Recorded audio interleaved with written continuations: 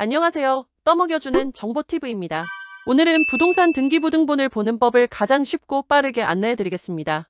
의외로 어렵게 설명하시는 분들이 많은 관계로 관심을 안 가지시는 분들이 많은 것 같아 쉽고 필요한 포인트만 간결하게 정리해서 안내해드리겠습니다. 잘 따라오시길 바랍니다. 부동산 등기부 등본 열람은 누구만 가능한가요? 네, 부동산 등기부등본은 누구나 주소만 아시면 쉽게 열람하실 수 있습니다. 어디서 열람할 수 있나요? 네, 대법원 인터넷 등기소거나 스마트폰 어플인 인터넷 등기소를 다운받아 열람 가능합니다.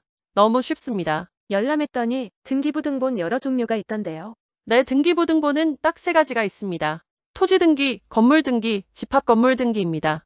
단독주택은 토지, 건물 등기 2가지를 떼보시면 되고, 아파트나 빌라 다세대 건물은 집합 건물 등기 1가지만 떼보시면 됩니다. 알겠습니다. 그럼 뗀 후에는 어떻게 봐야 하나요? 네, 보는 법은 아주 쉽습니다. 우선 등기에서는 이것만은 부디 암기해주세요. 무조건 이 정도는 아는 척이라도 할 수 있어야 사기를 당하지 않기 때문입니다. 일단 쉽고 자동으로 암기될 수 있도록 도와드리겠습니다. 첫째, 표제부는 토지나 건물에 대한 표시입니다. 공통단어 표자가 있습니다. 그러므로 표제부는 표시이다 이렇게 암기해주세요. 둘째, 갑구는 현재 물건의 주인입니다. 즉, 해당 물건의 갑 중에 갑은 주인이기 때문에 갑구하면 주인정보라고 암기해두세요. 셋째, 을구는 현재 물건의 대출 관련 내용이 주로 나옵니다. 암기법은 해당 물건의 대출을 얼마나 받았는지 확인한다고 생각하시면 됩니다. 이렇게 3가지만 기초 암기하시면 등기부등본을 앞으로 가벼운 마음으로 대할 수 있습니다. 네, 쉽게 암기되었네요. 그렇다면 표제부를 조금 자세히 다시 알려주세요. 네, 아파트나 빌라, 맨션, 다세대 등의 집합 건물 등기로 예를 들어서 알려드리겠습니다. 단독주택의 건물과 토지 등기 보는 법도 동일합니다. 집합 건물 등기 표제부에는 2가지로 나눠져 있는데 하나는 건물 전체 내역과 다른 하나는 해당 주인이 살고 있는 전용 면적에 대한 표시가 되어 있으니 그 점만 체크하시면 됩니다. 매매를 할 때 표제부를 왜 체크하는지요? 잘못된 집원 또는 동호수로 임대차 계약을 맺으면 임대차 보호법을 적용 못 받으니 매매하려는 부동산 주소가 표제부와 같은지 확인하기 위함입니다. 네, 그러면 갑구에 대해서도 조금 자세히 알려주세요. 네, 아까 물건을 가진 주인이 갑이라고 했잖아요. 맞습니다. 여기서는 그동안 해당 물건을 쭉 거쳐간 주인들을 보실 수 있고 최종 소유자가 마지막에 기재되어 있을 겁니다. 이것을 보고자 함입니다. 갑구에서 무엇을 체크해야 하는지요?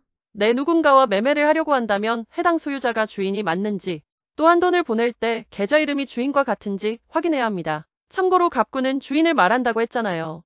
그런데 해당 물건을 주인이 아닌 누군가 가압류나 가등기, 가처분 등을 표시해놨다면 이건 주인보다 더 위의 권리를 행사할 수 있는 사람이 있다는 뜻입니다.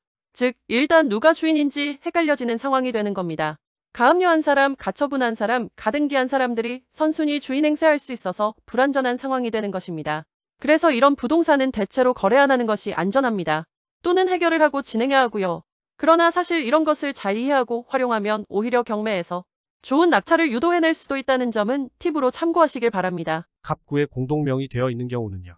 네, 요즘은 부부 공동명의가 많은데요. 이럴 때는 공동명의자들 모두와 계약하거나 또는 나머지 한 명의 인감증명서가 첨부된 위임장을 꼭 받으셔야 합니다. 을구에 대한 조금 자세히 알려주세요. 네, 을구는 얼마나 대출받았냐고 아까 말씀드렸잖아요. 네, 맞습니다. 여기는 소유권을 제외한 상황이 주로 나오는데 대출에 관련된 내용이 주로 많습니다. 보통 근저당권 설정이 많이 나오는데 설정 금액은 대출 금액의 130% 정도 내외이므로 그 점만 참고하시면 됩니다. 을구에 체크해야 할 사항은요. 첫째로 총 대출 금액을 확인해 보시고요. 두 번째로 시세 대비 대출이 많으면 피하셔야 하고요. 세 번째로 전세의 경우는 전세 비용으로 주인이 대출을 갚는 경우가 많으므로 근저당권을 없애준다는 조건으로 계약을 맺도록 하는 것이 중요합니다. 네, 오늘은 부동산 계약을 할 때 꼭 알아야 할 상식인 등기부등본에 대해서 알기 쉽고 짧게 알려드렸습니다. 사실 더 디테일하게 다룰 수도 있으나 냉정히 이 정도만 아셔도 충분히 되는 것을 오히려 더 많은 정보가 들어가면 헷갈려질 수도 있습니다. 이러한 정보를 베이스로 삼고 추가로 본인에게 맞는 상황을 업데이트하시면 많은 도움이 되실 겁니다. 참고로 등기부등본을 떼는데 700원 정도가 들어가는데 무료로 뗄 수 있는 정보를 알려드리겠습니다. 닭집이라는 사이트에 접속하시면 하루에 한 건은 무료 열람이 가능하다고 합니다. 오늘도 정보를 쉽게 풀어드리는 떠먹여주는 정보TV를 시청해주셔서 감사드립니다. 구독과 좋아요 부탁드리며 늘 행복하시길 바라겠습니다.